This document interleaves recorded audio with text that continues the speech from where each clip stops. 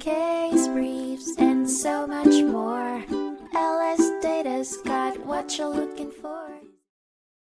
In a 1964 case, the United States Court of Claims found the government not responsible for public acts of sovereignty that are done in the interest of regulating traffic and parking. The case, Air Terminal Services Inc. v. United States, revolved around a dispute stemming from the installation of 122 parking meters at Washington National Airport without the consent of Air Terminal Services Inc., a concessions operating corporation. The plaintiff claimed this breached an implied warranty not to substantially alter the factual basis of their contract with the government. However, the court found that their contract didn't include an implied condition that the competitive situation would remain the same. Although the parking meters sharply reduced the plaintiff's revenue, the defendant was not in breach of contract, as they didn't establish new competition in the market by installing the parking meters. The ground space, including parking areas, to be used by the plaintiff in their concession deal, was provided by the government. The court rejected the plaintiff's breach of contract claim,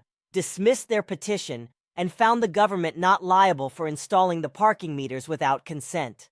The United States also recovered $9,565.88 via a counterclaim against Air Terminal Services for underreporting parking fees received.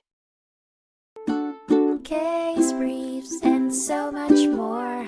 LSData's got what you're looking for. Visit lsd.law, elevate your mind. Leave the stress of class.